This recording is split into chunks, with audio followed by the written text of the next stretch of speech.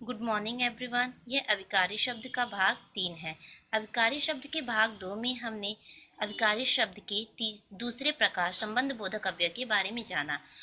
आज अविकारी शब्द के तीसरे भाग में हम समुच्चय बोधक अव्यय के बारे में जानेंगे। तो आइए जानते हैं समुच्चय बोधक अव्यय किसे कहते हैं। समुच्चय बोधक अव्यय दो शब्दों, वाक्यों या उपवाक्यों को परस्पर जोड़ने वाले अविकारी शब्दों को समुच्चय बोधक या योजक कहते हैं। जैसे और, अथवा, या, किंतु, क्योंकि, लेकिन, ताकि, बल्कि अर्थात आदि शब्द समुच्चय बोधक अव्यय के अंतर्गत आते हैं। उदाहरण देखिए, राम और श्याम चले गए। दूसरा, उसने कहा कि तुम कब आए। पहले वाक्य में और शब्द दो शब्दों को जोड़ने का कार्य कर रहा है एवं दूसरे वाक्य में कि शब्द दो वाक्यों को जोड़ने का कार्य कर रहा था। यह समुच्चय बोधक अव्यय शब्द हैं। समुच्चय बोधक अव्यय के भेद। समुच्चय बोधक अव्यय के दो भेद होते हैं, समानाधिकरण समुच्चय बोधक, दूसरा व्याधिकरण समुच्चय बोधक। समानाधिकरण समुच्चय बोधक अव्यय किसे कहते हैं। समानाधिकरण समुच्चय बोधक अव्यय जो अव्यय समान घटकों, वाक्यांशों या वाक्यों को परस्पर मिलाते हैं उन्हें समानाधिकरण समुच्चय बोधक अव्यय कहते हैं। उदाहरण देखिए, हम और तुम सदा साथ रहेंगे। दूसरा, पढ़ो या घर जाओ। इन दोनों वाक्यों में शब्दों और भावों को मिलाने का भाव प्रकट हो रहा है। समानाधिकरण समुच्चय बोधक अव्यय है। समानाधिकरण समुच्चय बोधक के अव्यय के प्रकार। ये 4 प्रकार के होते हैं, संयोजक, विकल्पक, विरोधक एवं चौथा परिणाम दर्शक। पहला, संयोजक। संयोजक का अर्थ है भली भांति जोड़ने वाला। इस प्रकार जो अव्यय शब्द दो पदों, वाक्यांशों या वाक्यों को जोड़ते हैं उसे संयोजक कहते हैं। जैसे और, एवं, व शब्द संयोजक के अंतर्गत आते हैं। उदाहरण देखिए, राधा और रिया बहन हैं। यहाँ दो शब्दों को जोड़ने का कार्य हो रहा है। दूसरा, रमेश व महेश चचेरे भाई हैं।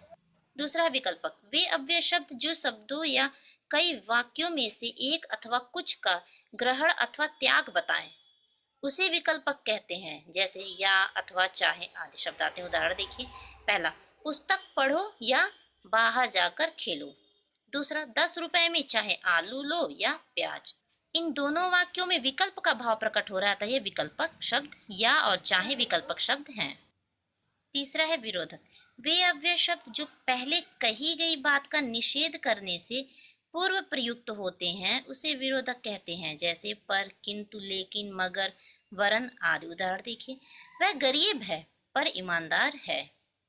दूसरा, अर्पण गया परंतु रोहित ना जा सका। चौथा, परिणाम दर्शक। वे अव्यय शब्द जो पहले कहे कथन का परिणाम बताने से पूर्व प्रयुक्त होते हैं। उदाहरण देखिए, झूठ मत बोलो नहीं तो दंड मिलेगा। दूसरा, उनका कहना मानो अन्यथा पछताना पड़ेगा। यहाँ नहीं तो और दूसरे वाक्य में अन्यथा शब्द परिमाण दर्शक है।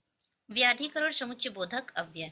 वे अव्यय शब्द जो एक या अधिक आश्रित उपवाक्यों को मुख्य उपवाक्य से मिलाते हैं उसे व्याधिकरण समुच्चय बोधक अव्यय कहते हैं। जैसे कि, तो, क्योंकि, इसलिए, तथापि जो आदि शब्द व्याधिकरण समुच्चय बोधक अव्यय के अंतर्गत आते हैं। उदाहरण देखिए, स्वामी जी ने कहा कि सत्य ही ईश्वर है। दूसरा, यदि मैंने बात मान ली होती तो पछताना न पड़ता। यहाँ की और तो शब्द व्याधिकरण अव्यय हैं।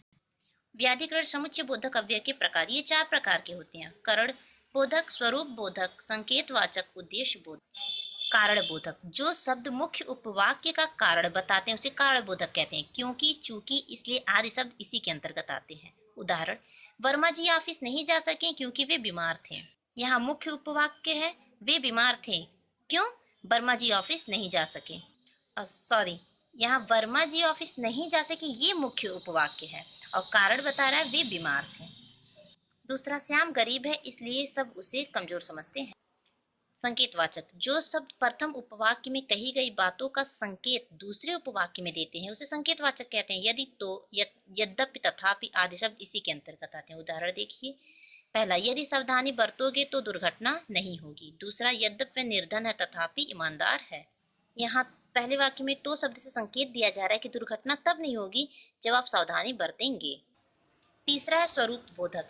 जो उपवाक्य पहले के उपवाक्य या वाक्यांश के अर्थ को और अधिक स्पष्ट करने वाले होते हैं उसे स्वरूप बोधक कहते हैं। जैसे अर्थात, यानी, माना, यहाँ तक कि आदि। उदाहरण देखिए, आज 15 अगस्त अर्थात हमारा स्वतंत्रता दिवस है। यहाँ अर्थात सब स्वरूप बोधक है। चौथा, उद्देश्य बोधक।